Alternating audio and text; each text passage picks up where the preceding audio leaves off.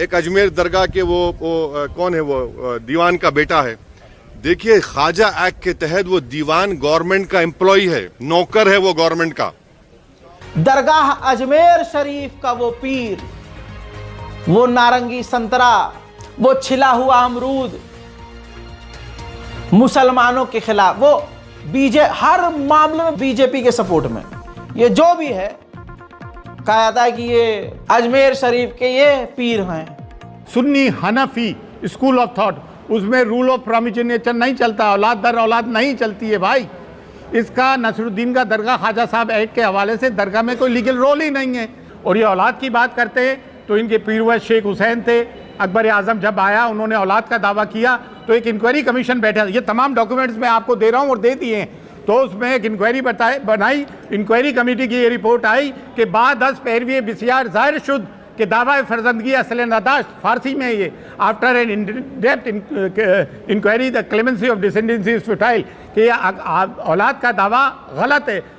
आज मुस्लिम इलाकों में जाओ, मुखबिरों की और दलालों की कमी नहीं, जो इस वक्त बोर्ड की हिमायत कर रहे हैं वो हम में से नहीं। मीडिया इन्हें बता रहा है, चंद बुरखापोश औरतों को, कि देखो ये वक्फ बोर्ड की हिमायत कर रहे हैं, चंद दलालों को बता रहा है कि वक्फ बोर्ड की हिमायत कर रहा है। अरे भाई 99.999% मुसलमान इसके खिलाफ है।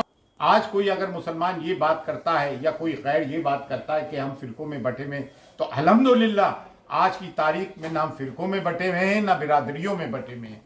आज मुसलमान वक्फ के मामले को लेके अल्लाह का शुक्र है, अल्लाह का शुक्र अदा करते हैं कि हम एक प्लेटफॉर्म पर हैं। इसमें 1935 में काज़मी बिल के नाम से वक्फ आया, उस वक्त भी हमारी अंजुमन ने इसको रिजेक्ट किया था, अंजुमन सैयद ज़ादगान खुद्दाम ख्वाजा ने।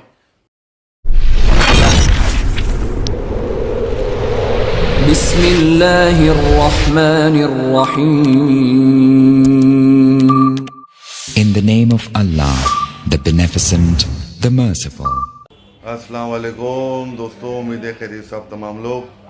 आज का जो मुद्दा है हमारी वीडियो का वो बहुत ही सेंसिटिव सोशल इशू के ऊपर में है। वक्फ अमेंडमेंट बिल को लेकर के कुछ लोग पूरी कौम को, उम्मत मुस्लिमा को भ्रमित कर रहे हैं, अजमेर शरीफ के नाम से इसको कनेक्ट करके अपने आप को।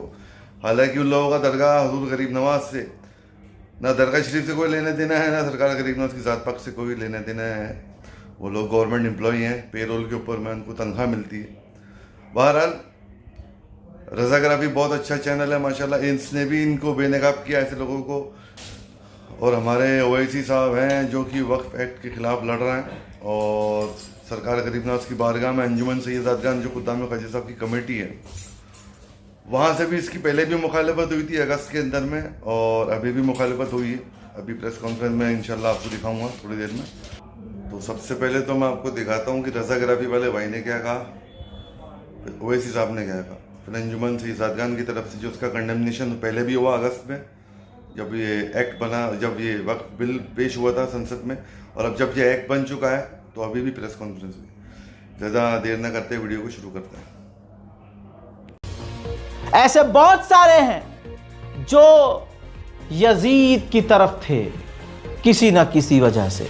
आज भी मुसलमान दिखने वाले ऐसे लोग आज के यजीद की तरफ हैं। दरगाह अजमेर शरीफ का वो पीर, वो नारंगी संतरा, वो छिला हुआ अमरूद, मुसलमानों के खिलाफ, वो हर मामले में बीजेपी के सपोर्ट में, ये जो भी है कहा जाता है कि ये अजमेर शरीफ के ये पीर हैं। भाई वहीं बैठ के ताली बजाना यार, वक्फ के मामले में क्यों बोल रहा है भाई? तू है कौन? ये है कौन भाई? इसे इतना मौका दिया किसने? और मुसलमान इतना बेगैरत, न इनको घेरता है, न इनसे सवाल करता है, न इनका बाइकआउट करता है। भाजपा ने यही करा है, जैसे यजीद ने खरीद लिया था लोगों को, ऐसे ही भाजपा ने कईयों को और बड़ी चालाकी से खरीदा है। एक अजमेर दरगाह के वो कौन है, वो दीवान का बेटा है। देखिए, ख्वाजा एक्ट के तहत वो दीवान गवर्नमेंट का एम्प्लॉय है, नौकर है वो गवर्नमेंट का। और आप लोग लिखते नहीं है, बोलते नहीं, उसको हर साल एक कोर्ट का, हाई कोर्ट के जजमेंट से उसको साल में 1.5 करोड़ रुपए मिलते हैं। वो बताए, वो दीवान का बेटा कि भैया दीवान बताए कि कितना उन्होंने मुस्लिम महिलाओं के लिए, मुस्लिम बेवा महिलाओं के लिए, मुस्लिम यतीम बच्चों के लिए उन्होंने कौन सा मदद की। अंजुमन सैयदादगान खुद्दाम ख्वाजा जो रियल स्टेक होल्डर्स है दरगाह के, फर्जी लोग नहीं है जो जाके हुकूमत की चापलूसी करते हैं। अच्छा, एक और मामला है, ये रंग बिरंगी कपड़े पहनने वाले मौलानाओं को टीवी बिठाते हैं। ये लोग इतने बेकार हैं, इनके बारे में जितना बोला कम है। हमने हमेशा हिंदुस्तान का सपोर्ट किया, हम पार्टीशन के बाद छोड़ के नहीं भागे। उस वक्त का दीवान आले रसूल अली खान भाग गया, जबकि लीगल टर्मिनोलॉजी में उसकी प्रॉपर्टी एनिमी प्रॉपर्टी कहलाती है। सुन्नी हनफी स्कूल ऑफ थॉट, उसमें रूल ऑफ प्रोमिनेचर नहीं चलता, औलाद दर औलाद नहीं चलती है भाई। इसका नसरुद्दीन का दरगाह ख्वाजा साहब एक्ट के हवाले से दरगाह में कोई लीगल रोल ही नहीं है। और ये औलाद की बात करते हैं तो इनके पीरवश शेख हुसैन थे, अकबर आजम जब आया उन्होंने औलाद का दावा किया तो एक इंक्वायरी कमीशन बैठा, ये तमाम डॉक्यूमेंट्स मैं आपको दे रहा हूँ और दे दिए हैं। तो उसमें एक इंक्वायरी बनाई, इंक्वायरी कमेटी की ये रिपोर्ट आई कि बाद 10 पैरवी बिसियार ज़ाहिर शुद्ध कि दावा फर्जंदगी असल नदाश्त, फारसी में ये, after an in depth inquiry the clemency of descendancy is fertile, कि औलाद का दावा गलत है। फिर ये वो लोग आते हैं, जैसे बीजेपी का ज़माना आया तो बीजेपी के पिछलग्गू मुसलमानों को डाल दिया, कांग्रेस का ज़माना आया तो कांग्रेस के पिछलग्गू मुसलमानों को औकाफ में डाल दिया, और ये करप्शन करते हैं इन्होंने खुद। अल्हम्दुलिल्लाह हम हर मज़ाहिब का एहतराम करते हैं और करना भी चाहिए। हर इंसान का फर्ज है एक दूसरे मज़हब का एहतराम करे। अभी जो वक्त का मामला चल रहा है, उस वक्त नए तरमीम जो वक्त आया है उसकी जिन लोगों ने उसकी जो मुखालफत की है, हम उनका तहे दिल से शुक्रिया अदा करते हैं। इस मौके जो हमारे हिंदू भाई ने उनका जो मुखालफत की, हम उनके शुक्रगुजार हैं। और जिन लोगों ने इसकी हिमायत की, हम उसको सिरे से कंडेम करते हैं। ये वक्त का मामला है, अल्लाह का मामला है। मैं हुकूमत हिंद से दरख्वास्त करना चाहता हूँ कि बराए करम मज़हब के मामले में सियासत ना लाएं और इस मौके पर इंसाफ से काम लें। पूरे हिंदुस्तानी 140 करोड़ लोग हैं, हर कौम से उनको हमदर्दी और मोहब्बत होना चाहिए। हम भी उम्मीद करते हैं कि वो इंसाफ से काम लेंगे। हमारी तीसरी दरख्वास्त है हुकूमत हिंद से, वो इंसाफ से काम लें।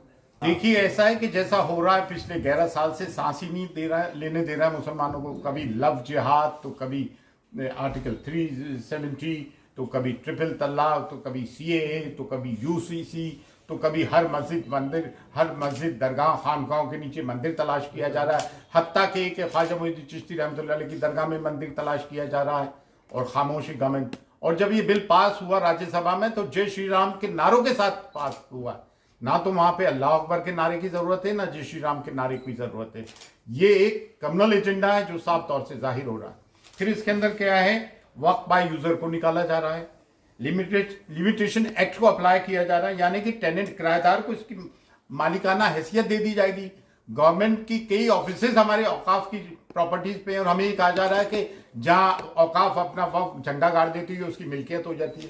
अरे भाई, वक्फ की प्रॉपर्टीज को तो मिसयूज उन लोगों ने नहीं किया है जो वक्फ बोर्ड के चेयरमैन, मेंबर, वक्फ काउंसिल के मेंबर बन के आए, तलवे चाटू मुसलमान। इन्होंने सब में बड़ा नुकसान किया है, और आज भी मुसलमान का मान रहा है। शादियों में 100 किस्म के खाने कर रहा है, हर साल उम्रे पे जा रहा है। मतलब जब तक हम अपने सोशल इवेंट्स को खत्म ना करेंगे, हम अपनी सफ़ों में इतिहाद नहीं कायम करेंगे, हमारी सफ़ों में मीर जाफर और मीर सादिक की निशानदेही ना करेंगे, इनका बहिष्कार ना करेंगे, इन मुस्लिम दलालों का जो हर आसाम से नॉर्थ ईस्ट से लेके राजस्थान और कश्मीर से लेके कन्याकुमारी तक है। आज मुस्लिम इलाकों में जाओ, मुखबिरों की और दलालों की कमी नहीं। जो इस वक्फ बोर्ड की हिमायत कर रहे हैं वो हम में से नहीं, मीडिया इन्हें बता रहा है, चंद बुर्खापोश औरतों को कि देखो ये वक्फ बोर्ड की हिमायत कर रहे हैं, चंद दलालों को बता रहा है कि वक्फ बोर्ड की हिमायत कर रहा है। अरे भाई, 99.999% मुसलमान इसके खिलाफ है, 0.0001% मुसलमान इसके फेवर में जो ऑन पे रोल है। दूसरी चीज ये है, now I am coming to the legal point, direct violation है आर्टिकल 14 का, फ्रीडम ऑफ रिलीजियस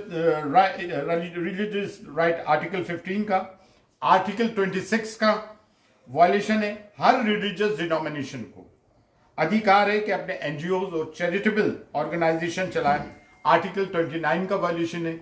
ये कॉन्स्टिट्यूशनल, ये ब्रीच ऑफ राइट्स है।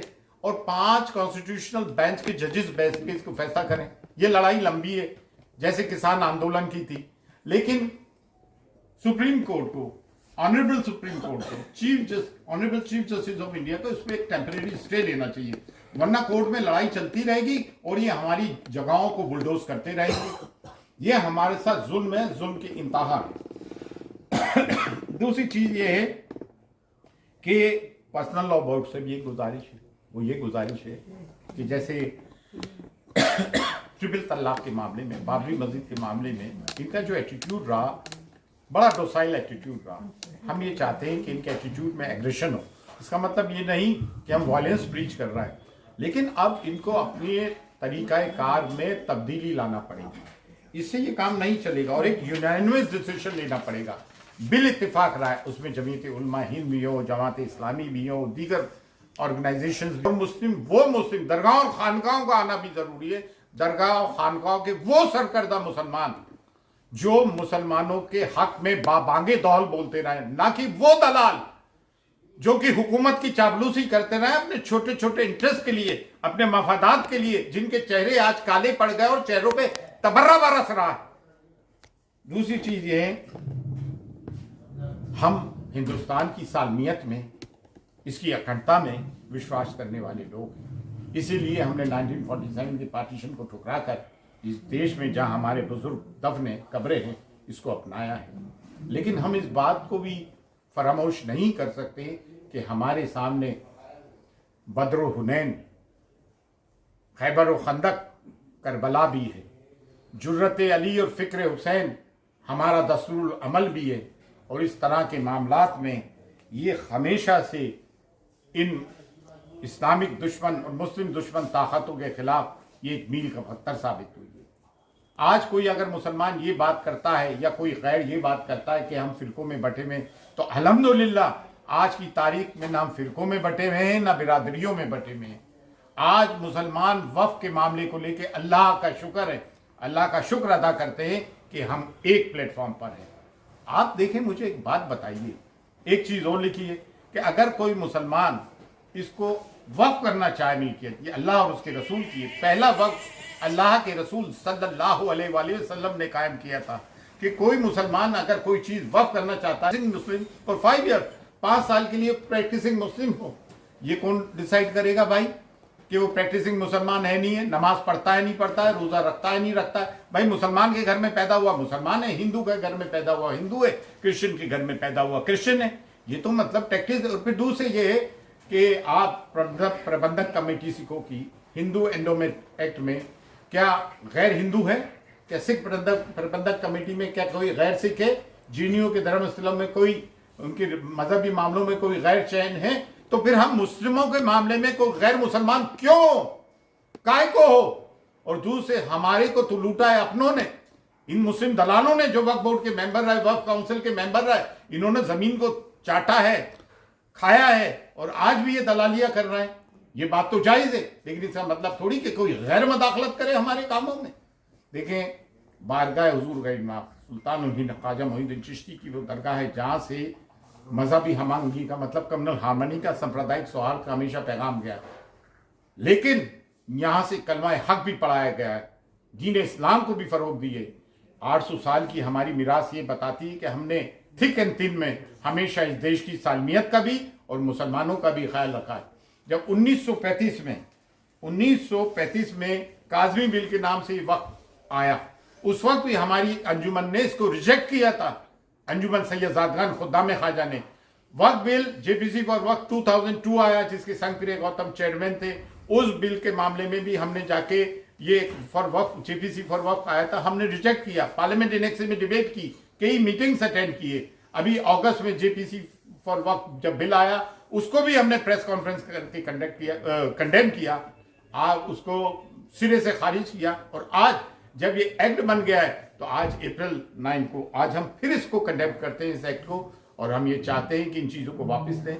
और बिल आखिर हमें जमहूरी निज़ाम में, डेमोक्रेटिक रिजीम में, कॉन्स्टिट्यूशन हमें ये राइट गारंटी करती है कि हम सड़क पर आके आंदोलन करें।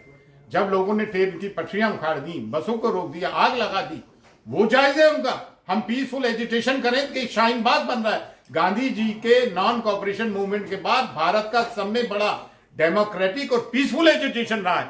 शाहीन बाग क्यों नहीं बनेगा? क्या शाहीन बाग अनडेमोक्रेटिक है? उसमें ये कह दिया कि वो पाकिस्तानी है। किसान आंदोलन को कह देते हैं खालिस्तानी है। क्या मुसलमानों को जीने का हक नहीं, अपनी बात रखने का हक नहीं? क्या माइनॉरिटीज को अपनी बात रखने का हक नहीं? आप देखिए ना, कैबिनेट मिनिस्ट्री में भारत की बुद्धिस्ट भी है माइनॉरिटी में, सिख भी हैं, क्रिश्चियन भी हैं, नहीं है तो सिर्फ मुसलमान नहीं है। अगर कोई मुसलमान ये समझता तो गलत है। आज हम अपनी आने वाली नस्लों को क्या जवाब देंगे? इसमें दरगाहें, खानकाहें, मदारिस, मस्जिद, कब्रिस्तान सब आते हैं। तो ये समझता है कि अरे हुकूमत से लड़ो। अरे भाई, हुकूमत ही तो एक्ट लेकर आई है, जो ये एक्ट लेकर आया उसी के खिलाफ तो हम बोलेंगे।